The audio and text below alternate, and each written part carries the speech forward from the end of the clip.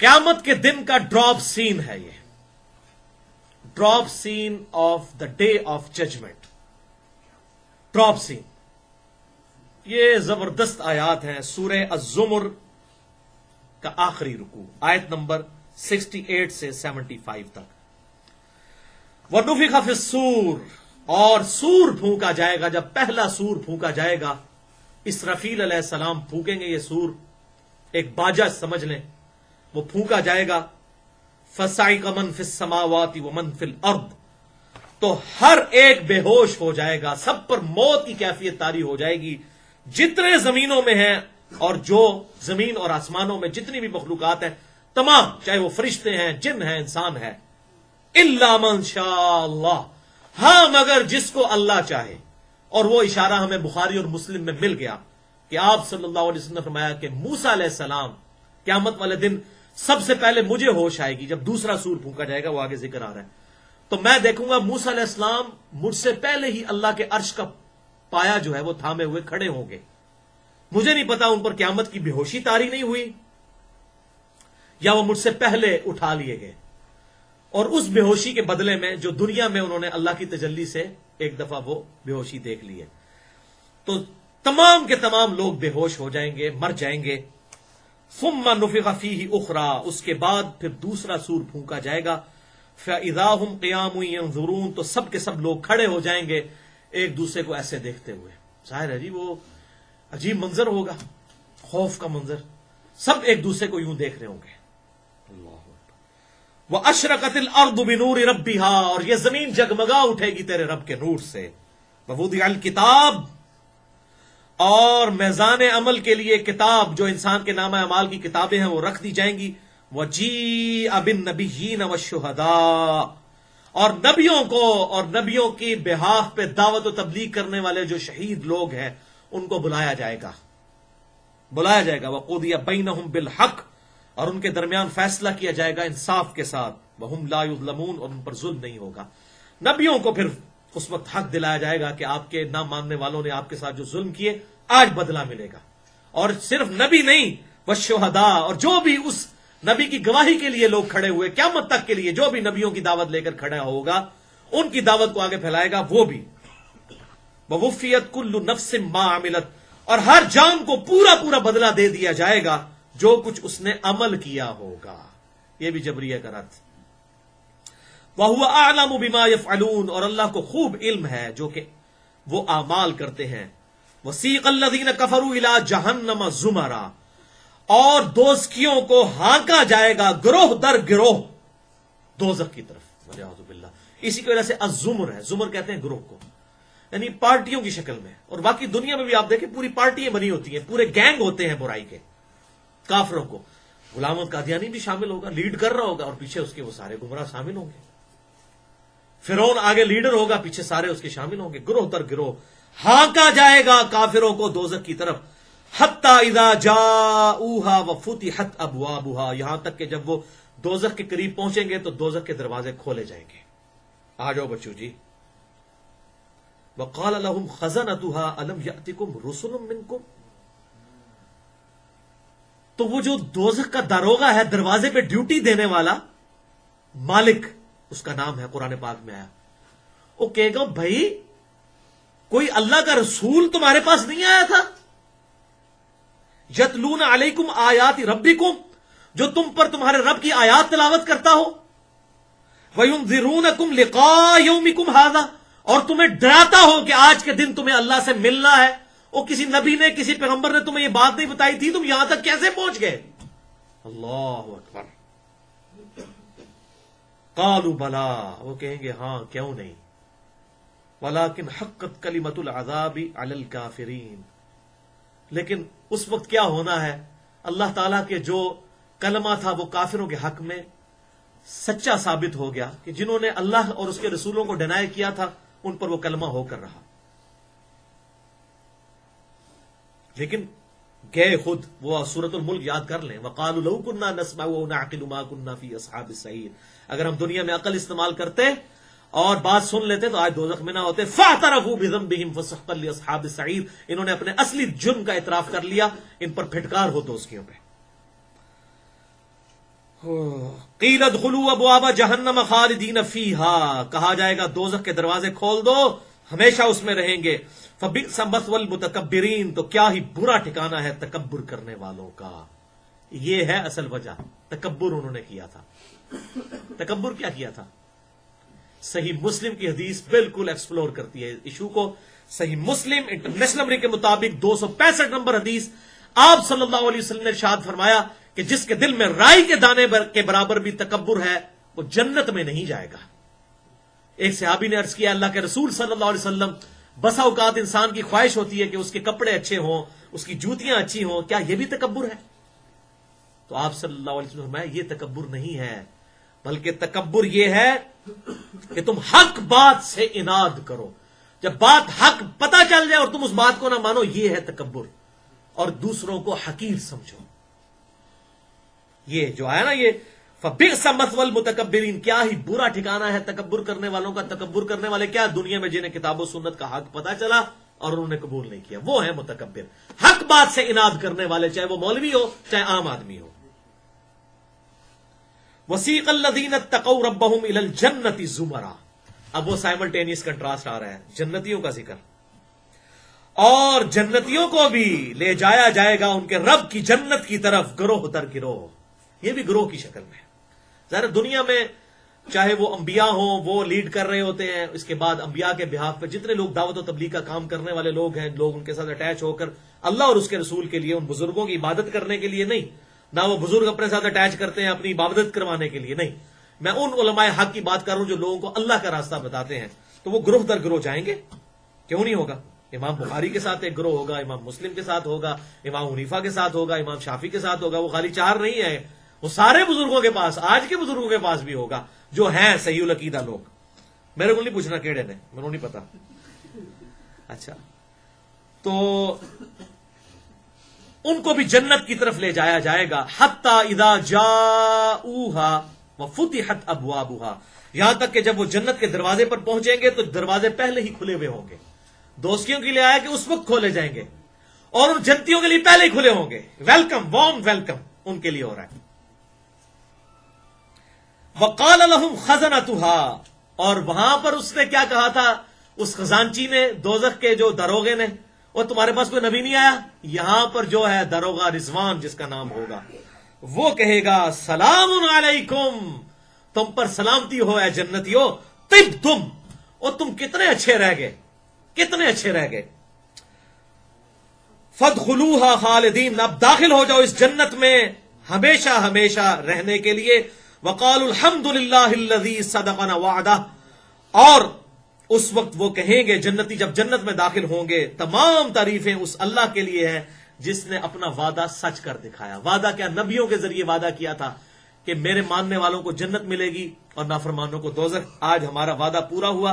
وَأَوْرَثَنَا الْأَرْضَ نَتَبَوَّأُ مِنَ الْجَنَّةِ، اور اس نے ہمیں وارث بنا دیا اس جنت میں، جہاں پر ہم جہاں چاہیں رہیں، حیث نشاء، جہاں پر ہماری مرضی ہو وہاں پر رہیں. فَنِعْمَ أَجْرُ الْعَامِلِينَ، کیا ہی بہتر اجر ہے عمل کرنے والوں کا، دودھ پینے والے مجنوؤں کا نہیں، عمل کرنے والوں کا. اپنی مرضی سے ظاہر ہے انسان ول کماتا ہے، اللہ تعالیٰ کی مرضی جو ہے اس پر عمل کرنے والوں کا. وَتَرَى الْمَلَائِكَةَ حَافِّينَ مِنْ حَوْلِ الْعَرْشِ، اور تم دیکھو گے فرشتوں کو اس دن اللہ کے عرش کے گرد حلقہ بنائے ہوئے ہوں گے. یسبحون بحمد ربہم، اپنے رب کی تسبیح کر رہے ہوں گے، جو بخاری اور مسلم میں آتی ہے سبحان اللہ وبحمدہ سبحان اللہ العظیم. وقضی بینہم بالحق، اور لوگوں کے درمیان فیصلہ کیا جائے گا حق کے ساتھ. وقیل الحمد للہ رب العالمین، اور ہر طرف سے پھر یہی آواز آ رہی ہوگی، ڈراپ سین قیامت کے دن کا، الحمد للہ رب العالمین، الحمد للہ رب العالمین. یعنی یہ مومن کی شان ہے کہ وہ کہے گا اللہ کا شکر ہے، اللہ کا شکر ہے، جبکہ اللہ تبارک و تعالیٰ کہے گا مومن یہ تیرے اعمال ہیں، تیرے اعمال ہیں. وہ قدردان ہے نا. اسی حدیث میں نے انشاءاللہ اینڈ کرنی ہے آج کی گفتگو میں، آپ کو سناؤں گا اینڈ پہ، زبردست.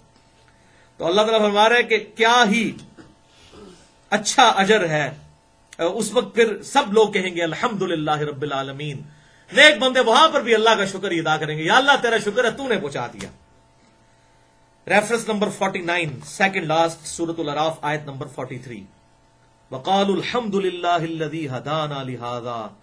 جنتی جنت میں پہنچ کر کہیں گے تمام شکر اس اللہ کا ہے جس نے ہمیں یہاں تک پہنچا دیا. وما كنا لنهتدي لولا ان هدانا اللہ. ہم کبھی بھی یہاں نہ پہنچ سکتے جبکہ اللہ ہمیں ہدایت نہ دیتا. اللہ نے اپنے پیغمبر بھیجے، کتابیں بھیجی، اس کے ذریعے ہمیں ہدایت دی.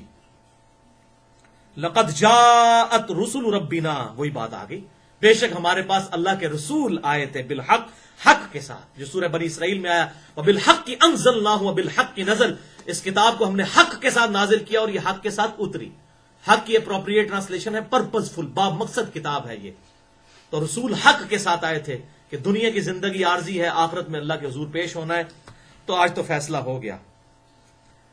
وَنُودُوا أَن تِلْكُمُ الْجَنَّةُ أُورِثْتُمُوهَا بِمَا كُنتُمْ تَعْمَلُونَ. جنتی تو کہہ رہے ہوں گے اللہ تیرا شکر تیرا شکر تیرا شکر. اور اللہ کیا کہہ رہا ہوگا؟ اللہ کی طرف سے ندا کی جائے گی أَن تِلْكُمُ الْجَنَّةُ أُورِثْتُمُوهَا بِمَا كُنتُمْ تَعْمَلُونَ. اللہ نے تمہیں اس جنت کا وارث کیا ہے تمہارے اعمال کے بدلے میں. کتنا قدر شناس ہے وہ. انسان کہے گا اللہ تیرا شکر ہے، اللہ کہے گا وہ تمہارے اعمال ہیں. انسان کہے گا اللہ تیرا شکر ہے، اللہ کہے گا وہ تمہارے اعمال ہیں. اسی لیے میں کہتا ہوں اس کائنات کی سب سے ایلیٹ چیز ایمان کی دولت، اس کے پیچھے جو ڈرائیونگ فورس ہے وہ انسان کی ول. میں کہتا ہوں یہ انسان کے پاس اتنی بڑی دولت ہے جو جبریل کے پاس بھی نہیں ہے. جبریل علیہ السلام اللہ کے فرما بردار ہیں، تابع فرمان ہیں، اپنی ول سے نہیں. اللہ نے ان کو باؤنڈ کیا ہے. ایک انسان فرشتوں سے بہتر اس لیے ہے کہ وہ اپنی ول سے اپنے رب کو چوائس کرتا ہے. لقد خلقنا الانسان فی احسن تقویم. بے شک ہم نے انسان کو بہترین اٹھان پہ اٹھایا ہے. یہ وہ دولت ہے جو کسی فرشتے کے پاس نہیں ہے. اگر کوئی انسان اس دولت کو یوٹیلائز کر لے، وہ ڈاکٹر اقبال نے جو کہا فرشتے سے بہتر ہے انسان بننا مگر اس میں لگتی ہے محنت زیادہ، وہ بالکل صحیح کہا. یقین کریں یہ سب سے بڑی دولت ہے انسان اپنی ول سے اپنے رب کو چوائس کرے. اور دیکھیں انسان تو کہہ رہا ہوگا یا اللہ تو نے ہمیں ہدایت دی سب کچھ. یہ انسان اپنی عاجزی کا اظہار کرے گا. اللہ کہے گا ہم نے تمہیں وارث کیا ہے تمہارے اعمال کے بدلے میں. اتنا قدر شناس ہے وہ. اسی میں وہ حدیث، اب آپ یہ میں اس لیے بتا رہا ہوں کہ اس آیت کو لوگوں نے کوٹ کیا، آدھی آدھی آیتیں لکھ کے جبریہ نے، کہ جی اللہ جسے ہدایت دیتا ہے وہ ہدایت پہ ہوتا ہے. دیکھو نا جنتی کہیں گے یا اللہ تو اگر ہمیں ہدایت نہ دیتا تو. اور بھائی یہ تو ہے کہ انہوں نے اپنی کوشش کی. والذین جاہدوا فینا لنہدینہم سبلنا، سورۃ العنکبوت کی آخری آیت. جو لوگ ہماری راہ میں کوشش کریں گے ہم ان کو ہدایت دکھائیں گے. تو اللہ تعالیٰ اگلی آیت پوری تو پڑھیں کہ وہ ندا کی جائے گی اللہ کی طرف سے وہ تمہارے اعمال ہیں. اللہ تعالیٰ یہ کہنا چاہیے تھا ہاں میرے بندو بالکل ٹھیک کہہ رہے ہو، میں زبردستی تو انہوں جنتی واڑیا تو انہوں نے دوزخی سٹیا. نہیں، وہ تمہارے اعمال ہیں جو تم نے خود کیے تھے. انسان کے پاس وہ سب سے بڑی دولت جس کی وجہ سے وہ اللہ کو چوائس کرتا ہے. الحمدللہ. اس کانٹیکسٹ میں دو حدیثیں سناتا ہوں. بخاری اور مسلم کی متفق علیہ حدیث، صحیح بخاری 6463 اور صحیح مسلم 7111. زبردست حدیث. آپ صلی اللہ علیہ وسلم نے فرمایا کوئی شخص بھی محض اپنے اعمال کی بنیاد پہ جنت میں داخل نہیں ہو سکتا جب تک کہ اللہ کی رحمت شامل حال نہ ہو. ایک صحابی نے عرض کیا اللہ کے رسول کیا آپ بھی؟ بڑی ضرورت ہے. آپ نے فرمایا ہاں میں بھی. جب تک میرے رب کی رحمت مجھے ڈھانپ نہ لے میں بھی محض اپنے اعمال کی بنیاد پہ جنت میں داخل نہیں ہو سکتا. اس سے یہ بات پتہ چلی اعمال اور رحمت دونوں ساتھ ساتھ. یہ مطلب نہیں کہ خالی رحمت یا خالی اعمال. یہ آیات کو بھی سمجھیں کہ جو اس میں آیا کہ اللہ کی رحمت ہوئی، مراد یہ اعمال کے بعد رحمت. کیوں؟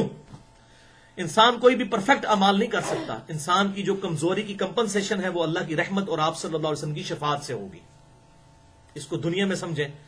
جو کسان بیج بوتا ہے اسی پہ جب وہ بو لیتا ہے تو جب اس پہ رحمت کی بارش ہوتی ہے تو اسی زمین میں سے ہی فصل نکلتی ہے نا. کہ اگر بیج ہی نہ بویا ہو تو رحمت کی بارش فصل نکالے گی؟ دسو ہاں. تو پاگل کسان بھی ہوئے نا وہ بھی نہیں گل مننے گا. پاگل کو بھی پتا ہے ناک کے راستے نہیں کھانا، منہ کے راستے کھانا ہے. ٹھیک ہے نا. پاگل بھی تو روٹی کھاتا ہے تبھی تو زندہ ہے دنیا میں. پاگل اپنی انسٹنکٹ میں ہے نا، اپنی جبلت میں ہے نا. تو اب دنیا میں اگر کسان وہ اسی طریقے سے ہم بھی نیک امال بوتے ہیں، اللہ کی رحمت کی بارش ہوتی ہے اور قیامت والے دن یہ فصل ہمیں ملے گی. رحمت کی ضرورت اس لیے ہے کیونکہ اکثر شیطان وسوسہ راجا جی نیک امال ہی کرنے پھر اللہ کی رحمت کی ضرورت ہے. ہمارے امال پرفیکٹ نہیں ہوتے ہیں اور رحمت اسے پرفیکٹ کرتی ہے، اس کی کمزوری کو دور کرتی ہے. اور سورہ فاطر میں آیا کہ اگر ہم لوگوں کو ان کے اعمال پر پکڑنا شروع کریں تو زمین پر کوئی چلنے پھرنے والا سلامت نہ چھوڑے. नमाज छोड़ी थी उसी वक्त जिस्म के ऊपर फालिज गिरता और इंसान चलने के काबिल ना रहता। अगर दुनिया में अल्लाह ताला पकड़ करता है, अल्लाह ताला इंसान को ढील देता है। और सूरह सजदा में हम दुनिया की जिंदगी में तकलीफ देते हैं, शायद हमारी तरफ ये पलट आए, तकलीफ में अल्लाह याद आता है। दूसरी हदीस सही मुस्लिम 6543, आप सल्लल्लाहु अलैहि वसल्लम ने फरमाया, अल्लाह ताला तुम्हारी शक्लों और माल को नहीं देखता, दिलों और अमाल को देखता है। और हम देखते ही शक्ल और माल हैं। कितने नूरानी चेहरे वाले बुजुर्ग, उतने ही बड़ा गुस्ताख, उतने ही बड़ा मुशरिक, शक्लों से धोखा खाते हैं ना, ठीक है ना। वो आप यहूदियों को देखें, वो बड़े बड़े खूबसूरत हैं। तो हम देखते ही दो चीजें हैं, शक्लें और माल। इसीलिए मैं ये बात कहता हूं कि हम अपनी शक्लों, दाढ़ियों, पगड़ियों और तस्बीहों से पब्लिक को अच्छा खासा धोखा दे सकते हैं और दे रहे हैं, अल्लाह को नहीं दे सकते। अल्लाह ताला तुम्हारी शक्लों और माल को नहीं देखता, दिलों और अमाल को देखता है। अंदर नीयत थी कि नहीं। इन्नमल अमालु बिन्नियात, जो बुखारी की पहली हदीस है, मुस्लिम में भी मौजूद है। यह चीज है जो अंदर की किसी की विल, क्या उसकी नीयत थी, उस पर कबूल होगा। और अमाल को देखता है, खाली होली दूध पीने वाले मजनू नहीं, अमाल को, अमाल भी करने हैं, नमाज भी पढ़नी है, हलाल करना है, हराम से बचना है, वो सारी चीजें शरीयत। उदखुलू फिस्सिल्म काफा, इस्लाम में पूरे के पूरे दाखिल हो जाओ। भाइयों, इतनी कड़वी बातों के बाद अब आखिरी आयत, किसी के ज़हन में अगर यह वसवसा आए कि अल्लाह ने किस मुसीबत में डाल दिया, ना वो पैदा करता और ना हमें इस तकलीफ से गुजरना पड़ता, ये उसके लिए आयत डाली है। सूरतुल अंबिया आयत नंबर 23, आखिरी क्रॉस रेफरेंस नंबर 50। ला युसअलु अम्मा यफअल, अल्लाह से कोई नहीं पूछ सकता कि उसने ये क्यों किया। वहुम युसअलून, और अल्लाह के अलावा हर एक से पूछा जाएगा। वो हर एक को पूछ सकता है, उसको कोई नहीं पूछ सकता। यह है असल बात, यह है तकदीर के मसले को कंक्लूड करने वाली बात कि ये सारे का सारा निजाम उसने क्यों बनाया। इस सोच में इंसान ने पढ़ना ही नहीं है, इसको तो आप 3 तलाकें दे के 4 तकबीरें पढ़ के दफना दें, इस ख्याल को और इस वसवसे को। ये जो कुछ है प्रैक्टिकली मौजूद है।